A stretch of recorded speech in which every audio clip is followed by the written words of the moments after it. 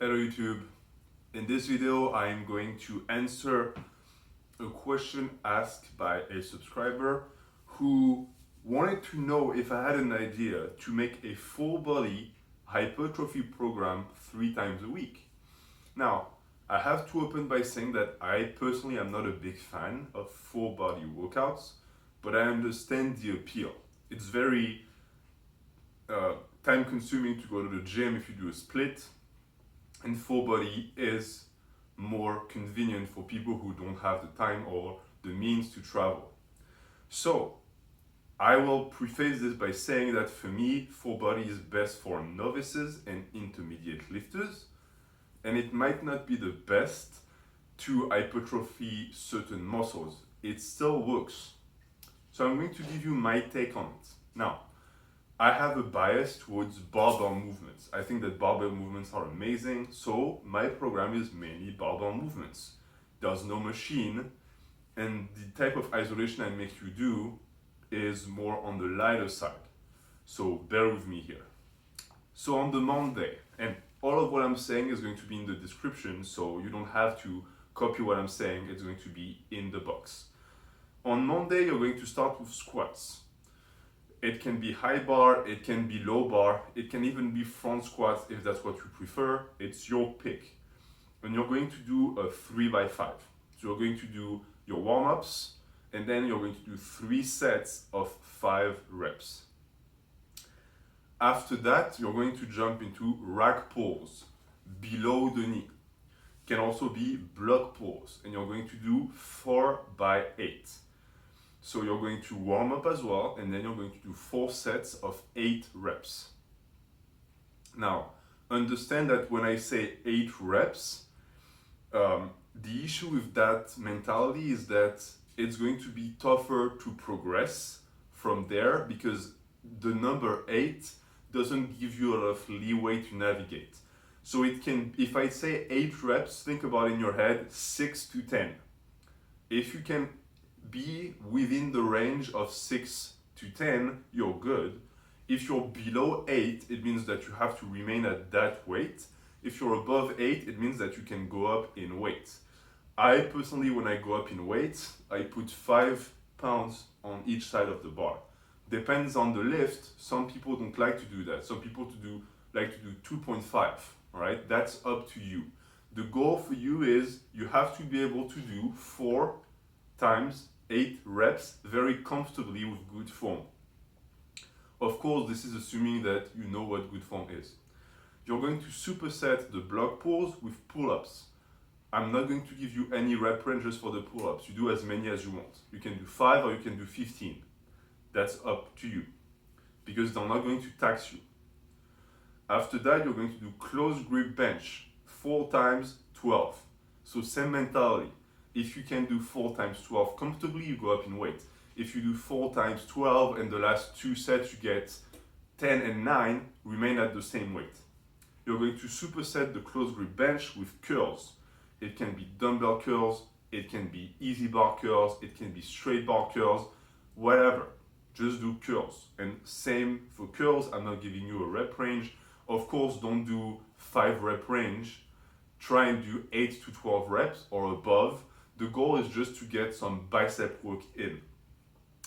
And the last exercise of the day is going to be stiff-legged Romanian deadlift light. I insist on the light. It's not something that you need to be moving heavy weights on. We just need and want to work through that range of motion and to build your hamstrings. So you're going to do 15 to 20 reps on that for as many sets as you want. And you're going to superset that with face pulls. You can do them on a cable, in the machine. You can do them with bands. Whatever you like, do face pulls and do very high reps of face pulls. And you're going to finish with ab, calves, and neck. The reason why I didn't include them as a last exercise is because it's whatever. If you want to do it, do it. If you don't want, don't. I personally think that abs, calves, and neck are muscles that respond very well to frequency, volume, and not necessarily lightweight, but you don't have to kill yourself and do 3 rep maxes for your calves. So you will have ab, calves, and neck at the end of every training. And if you do them, if you superset them for 15 minutes, you'll get good results. So that's the Monday. For Wednesday, you're going to start with your bench 3 by 5. For this one, you don't really have a choice. It's flat bench.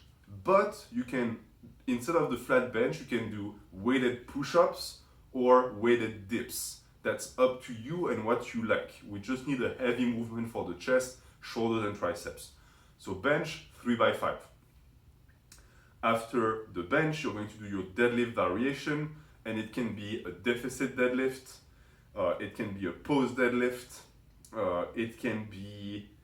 you can also be doing on this a snatch grip deadlift. It's going to be a deadlift that's going to be lighter and that's going to force you in a disadvantageous position. You can also do stiff leg deadlift or Romanian deadlift, whatever you like best. And you're going to do it 4 by 8. And again, you're going to superset that with pull-ups. After that, for the exercise, it's either going to be a front squat, a safety squat bar, or a goblet squat, 4 by 8. If you know anything about these lifts, you know that doing goblet squat 4 by 8 might be complicated because the dumbbells might not go high enough.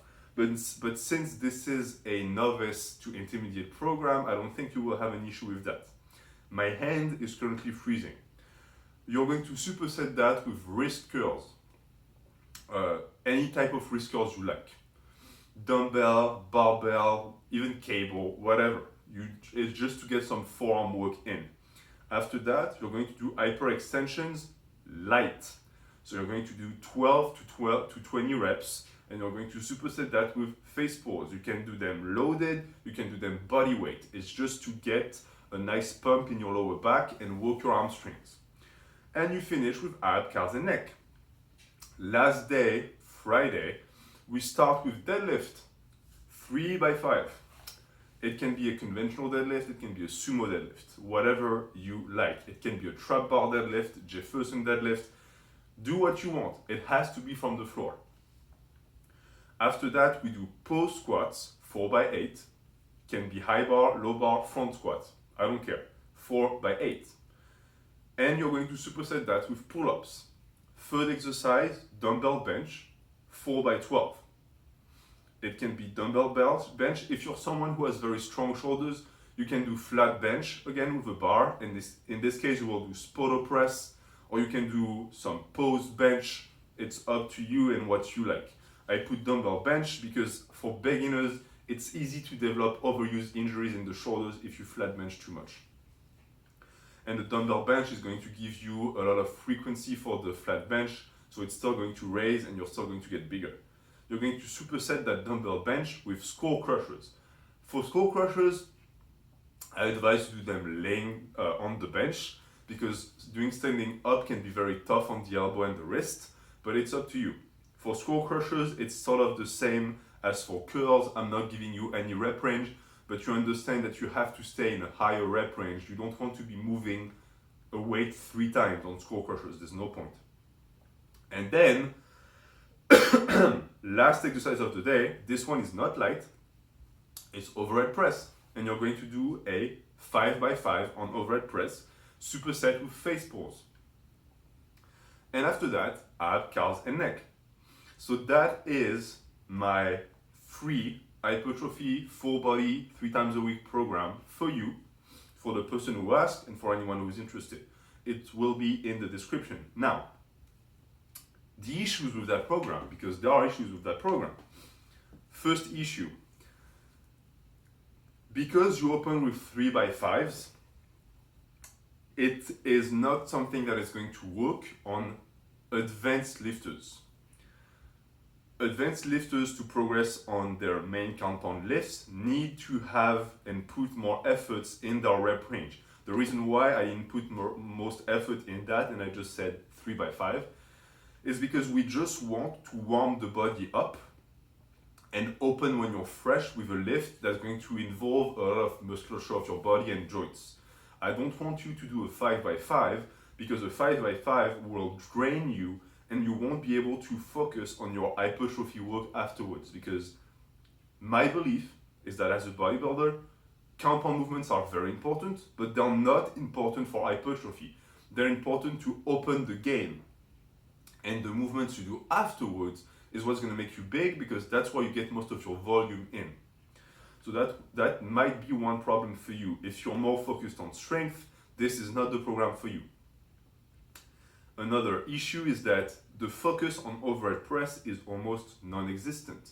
The overhead press is very important. I personally have a lot of overhead press variations, but I know that for many people it is very taxing on the lower back and on the shoulders. And since the person who asked me gave me more of a novice feel, I tried to make sure that the program could be followed by a novice. Now, what does that mean?